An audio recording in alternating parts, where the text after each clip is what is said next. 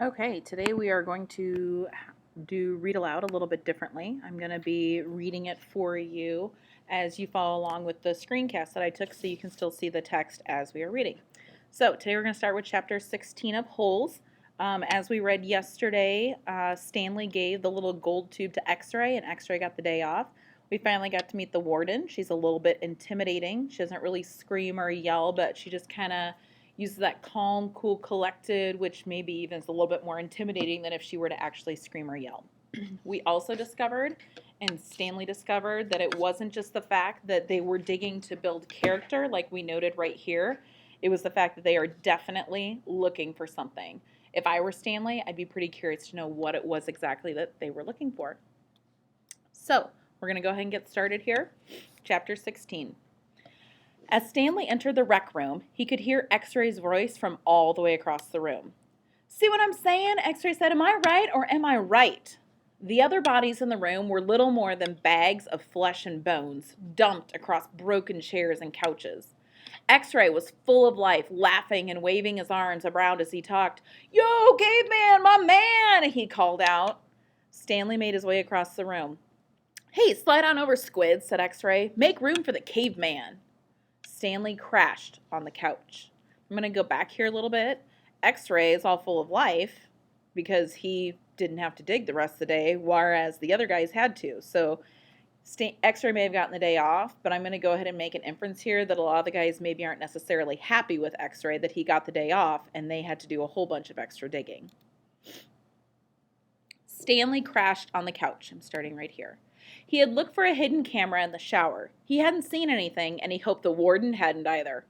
"What's the matter?" asked X-Ray. "You guys tired or something?" He laughed. "Hey, keep it down, will ya?" groaned Zigzag. "I'm trying to watch TV." Stanley glanced uncertainly at Zigzag, who was staring very intently at the busted television screen. The warden greeted the boys at breakfast the next morning and went with them to the holes. 4 dug in the holes, and 3 tended to the wheelbarrows. "Glad to have you here, X-Ray," she said to him. "We need your sharp eyes." Stanley spent more time pushing the wheelbarrow than digging because he was such a slow digger. He carted away the excess dirt and dumped it into previously dug holes. He was careful not to dump any of it in the hole where the gold tube was actually found. He could still see the tube in his mind. It seemed so familiar, but he just couldn't place it. He thought that it might have been the lid to a fancy gold pen. KB could have been the initials of a famous author. The only famous authors he could think of were Charles Dickens, William Shakespeare, and Mark Twain. Besides, it didn't really look like the top of a pen. By lunchtime, the warden was beginning to lose her patience. She made them eat quickly so they could get back to work.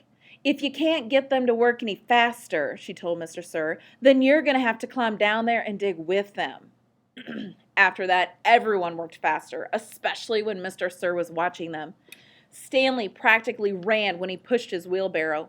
Mr. Sir reminded them that they weren't Girl Scouts. They didn't quit digging until after every other group had finished. Excuse me.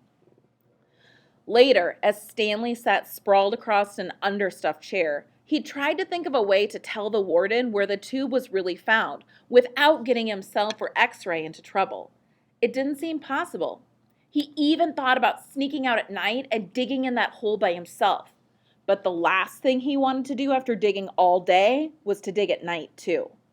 Besides, the shovels were locked up at night, presumably so they couldn't be used as weapons. Mr. Pendanski entered the rec room. "Stanley," he called as he made his way to him. "His name's Caveman," said X-Ray. "Stanley?" said Mr. Pendanski. "My name's Caveman," said Stanley. "Well, I have a letter here for someone named Stanley Yelnat," said Mr. Pendanski. He turned over an envelope in his hands. "It doesn't say Caveman anywhere." Thanks," Stanley said, taking it. It was from his mother. "Who's it from?" Squid asked. "Your mother?" Stanley put it in the big pockets of his pants. "Aren't you going to read it to us?" asked Armpit. "Give him some space," said X-Ray. "If Caveman doesn't want to read it to us, he doesn't have to." "It's probably from his girlfriend." Stanley smiled. I'm going to take just a little break here. It kind of seems like Stanley's being accepted a little bit more into the group. There's probably also the fact that he's getting a letter from his mother. Seems like it's a pretty unusual occurrence. And if I were to make an inference, not necessarily the fact that he's getting a letter from his mother, but just the fact that he's getting a letter at all. If I were to make an inference here, it would probably be that the other kids probably aren't getting letters from their parents or siblings, whether their parents don't care or they just got sent there for some reason. But the fact that Stanley gets a letter from his mother, it seems to be kind of a big deal for the guys. Okay, I'm going to go finish reading right now. He read it later, after the other boys had gone to dinner. Dear Stanley, it was wonderful to hear from you. Your letter made me feel like one of the other moms who can afford to send their kids to summer camp. I know it's not the same, but I am very proud of you for trying to make the best of a bad situation. Who knows, maybe something good will come of this. Your father thinks he is real close to a breakthrough on his sneaker project. I hope so, because the landlord is threatening to evict us because of the odor. I feel sorry for the little old lady who lived in a shoe. It must have smelled awful. Love from the both of us. I'm going to go back here, this word evict, if you don't know what this means. Evict is if you don't own your house, but you are renting it, your house or your home or your property or your apartment from somewhere else. If you are not paying your rent, what it means if you're evicted is that whoever owns the property can kick you out. So the mom is saying that the landlord is getting kind of upset with all the smells and stuff, and he's tempted to actually kick the parents out of the home, all because of whatever Stanley's dad is trying to do with these dirty sneakers. All right, I also really like this little reference here to I feel sorry for the little old lady who lived in a shoe. That's from the nursery rhyme. There was an old woman who lived in a shoe. She had so many children she didn't know what to do. And so it's kind of a little joke on that nursery rhyme right there. All right, back to our text. What's so funny? Zero asked. It startled him. He thought Zero had gone to dinner with the others. Nothing, just something my mom wrote. What'd she say? Zero asked. Nothing. Oh, sorry, said Zero.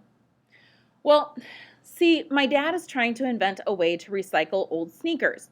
So the apartment kind of smells bad because he's always cooking these old sneakers. So anyway, in the letter, my mom said she felt sorry for that little old lady who lived in a shoe, because it must have smelled bad in there. Zero stared at him blankly. The nursery rhyme? Zero said nothing. You've heard the nursery rhyme about the little old lady who lived in a shoe? No. Stanley was amazed. How does it go? Asked Zero. Didn't you ever watch Sesame Street? Stanley asked.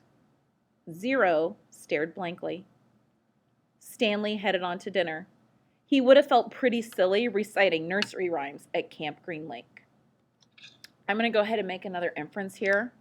Based on what we're hearing about Zero, the fact that he didn't know what nursery rhymes were, the fact that he'd never heard the nursery rhyme about the little old lady who lived in a shoe, the fact that it sounds like not only had he not ever watched Sesame Street, but they had never even heard of Sesame Street.